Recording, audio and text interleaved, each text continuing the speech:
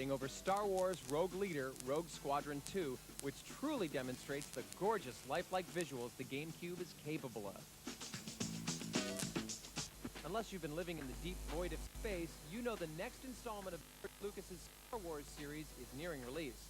But for those who can't wait, LucasArts is offering a chance to jump right into the action with Star Wars Jedi Starfighter for the PlayStation 2. A sequel to last year's Starfighter, this franchise within a franchise makes its return with more than just a few additions. This time, players will be able to pilot the new Jedi Starfighter, due to make its debut in Episode 2.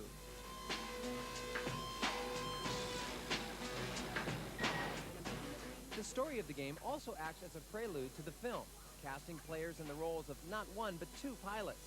You start off as Adi Kalia, a former student of Mace Windu, who's been sent to help prevent an invasion by the evil Savik Toth. Later, you'll enlist the help of an alien space pirate named Nim. Players will then be able to switch between both ships, Adi's fast and agile Jedi Starfighter and Nim's bluntly powerful Havoc. Both ships have their usefulness, but we kept coming back to Adi's with its Force-powered weapons.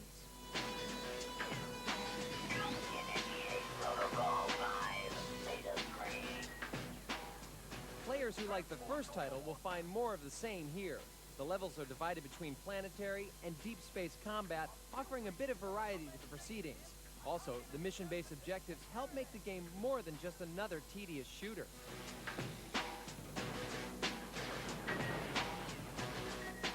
We would have liked a few more ships to choose from during the course of the actual game.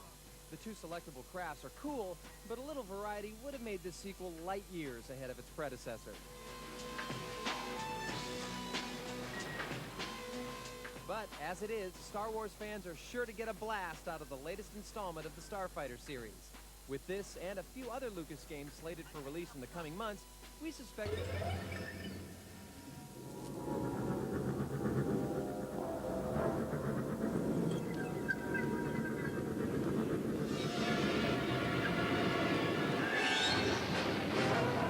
Take control of the best fighters in the galaxy and prepare for an epic space battle.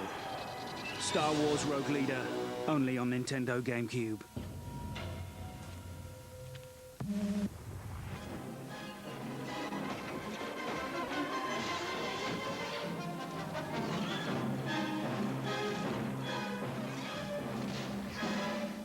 Christopher Lee is here now looking, I must say, more than fighting fit. We only saw a little bit of you in that clip there, Christopher, because we're told by the movie makers that your part is so pivotal, so important to the drama quite early on, that we'd give it all away if we showed clips now. I presume you know what they're talking about. Yes, I think that's true, yes. I believe I don't even appear in the first hour or thereabouts. Yeah. So I've been told, but I can't give you a precise answer because I haven't seen the film. Right. Still hasn't seen I haven't it. seen any of it. And so it'll be, for me, a first night in every respect. Tomorrow night. Tomorrow, Yeah. absolutely. When you do, I mean, I know what do they call it? This blue screen, Yes. technique, where basically you stand there acting, but all the things that we can see around you, you can't see. Yeah, we've got some footage here. Now that is you. That's me. Yeah. Everything else that's around you there, you couldn't see what was going on. So how do you do it? Well, obviously, in the case of what you saw there, which was a fight, Right. rehearsal for a fight, and there are some pretty big ones in the film. Obviously that, you do have somebody to do it with. On the other hand, if it's just a single, as we say, on you, and the other person's behind the camera, you have to make the gestures, same gestures as you would as if there were two of you, same movements, whatever it might be. So does he when it's reversed, and Yeah. it's him doing his action stuff. Yes. But I'm afraid I've said this before, perhaps I shouldn't say it. People say to me, what's it like working with nothing coming from behind the camera? And I said, well, I've had that experience with a lot of my colleagues, which... You shall be nameless, I'm sure. No, absolutely, yes. I shouldn't really say that, but I can't resist it. Look, we have to you get... have to use a lot of imagination. Yeah. You have to be very inventive. Yeah. Well, we actually, as you know, you are now immortalised yet again. You were immortalised as Gandalf in the toys that come out. Saruman. Saruman, I'm so sorry, Saruman. There he is. But here we've got you in your new incarnation. And of course, on the film, we see you doing extraordinary somersaults. I'm sorry? Oh, I'm sorry, they're asking me to move my scripts. They're getting in the way, sorry. We see you doing extraordinary somersaults and things, which obviously had to have been done by a double. Well, I'm not even sure they were done by a double. Certainly they can be done by what they call CGI, Yeah. computer-generated image. You mean stuff like this? I kind of did the end of the... Yes, I don't remember that one. I must admit. It's supposed to end up like that. Go on. Yes, well, I did end standing up, and I did a great deal of it myself, as a matter of fact. And perhaps I should say, blue screen, all right. You can imagine this entire studio and everything behind us. Well, you do have something blue there, but everything is blue with nothing on it. Now, I know from reading the script what the scene is, Yeah. that I'm having a scene with someone or groups of people or Yeah. whatever it may be. But I don't know what's going to be on the screen behind me, or above me, or below me, or in front of me. I have no idea. George knows, of course. Don't you find it very disorientating? No. Because we did a bit of that, didn't we? And I No, actually it found doesn't bother me. I found it really strange. Which film was that, Julia? No, it wasn't a film. It was titles, and it was kind of like this sort of huge expanse Oh, the titles of for this programme, blue yeah. over and above, and I found it quite used to dizzying. it. I'm used to it. I think Yeah. if you have any degree of experience, and if you really know what you're doing, and there's still a few of us who do, if you have a powerful imagination and you have any inventiveness in you at all, or the right instincts or whatever, Yeah.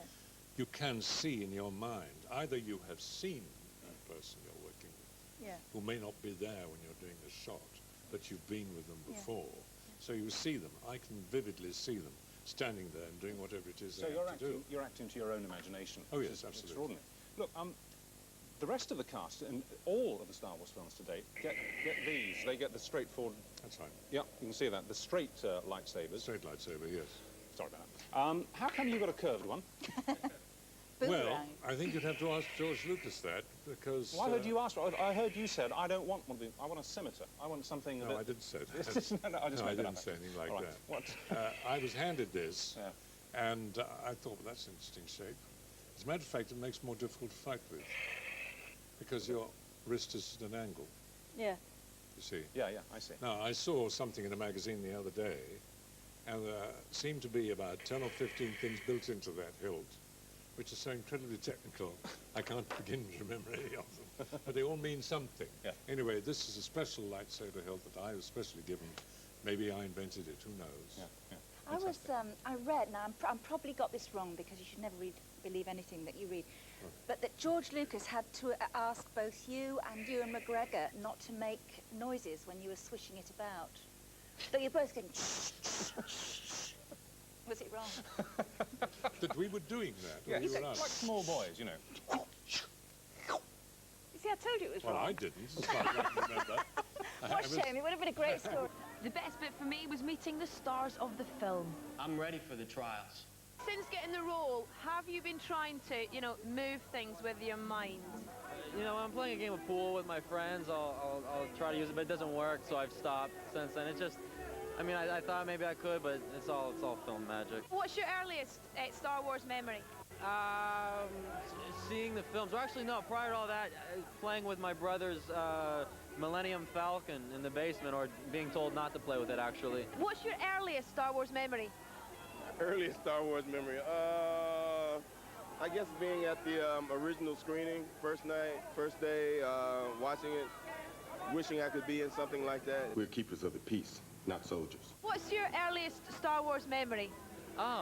Actually getting a phone call from my agent, someone saying, would you like to meet George Lucas? Well, you know the answer to that question. I said, yeah. I will create a grand army of the Republic. We got on fine. We didn't talk about anything particular, really. Just a friendly chat. I got home, my agent phoned me up and said, you've got the part. What was it that stood out for you when you saw the first film? Well, it was, at the time, a unique creation in the cinema. I don't think anybody had ever seen anything like it, as far as I can recall. Join me, Obi-Wan.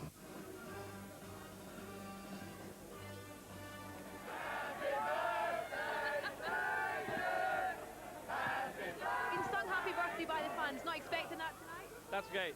It's very special to be here on my birthday. What's your favourite Star Wars moment? I don't know, I have so many. I haven't finished it yet, so when I finish it, I'll let you I know. didn't even have to camp out in my sleeping bag to get a ticket. be telling you more on that later. All the big names were there, and the boys from A1 even turned up. Of the clones, thousands of Star Wars fans packed into London for the premiere last night. The budding Jedis were greeted by lightsaber masters Hayden Christensen and Samuel L. Jackson. But Ewan McGregor and Natalie Portman snubbed the bash. Director George Lucas says he's had plenty of time to work on this new trilogy. Well, it's challenging to keep up your spirits, but I took a 15-year break in between the first trilogy and this one, so I knew what I was up against when I started this. Costume, everything has to be designed and actually made. We shoot all over the world. We shot episode 2 in 5 different countries, and you know that can cause some serious brain damage. George Lucas is undoubtedly one of the most powerful men in the film business, and there are few that would have the courage or the money to build somewhere like Skywalker Ranch, where Lucas has decided to base himself for the last decade. Lucas has built the ranch about an hour's drive north of San Francisco. He doesn't shoot the films here. This is where he plans and puts the movies together. These are his offices, his research centre, cinemas and sound factories. But Skywalker Ranch isn't where they did the thousands of special effects shots. They were done in another secret location. It's owned by George Lucas and it's called Industrial Light and Magic.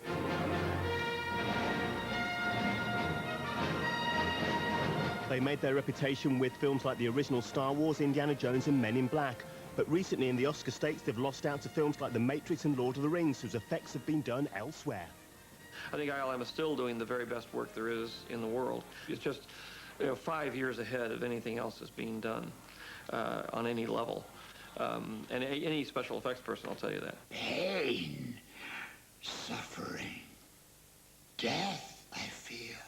The most difficult thing was actually the creation of Yoda, creating a real digital character that could seamlessly act with live actors. But they're a lot of fun to do, especially if you get it right. And George Lucas always makes sure it is right. He likes to be in control of everything. That's why he works here. Skywalker Ranch is hundreds of miles away from Hollywood, but more important than distance for George Lucas is the fact that he can base himself here and maintain his own independence from the Hollywood studios, so that he can make the films he wants in the way he wants. And it's worked because his films have become some of the most successful movies ever made.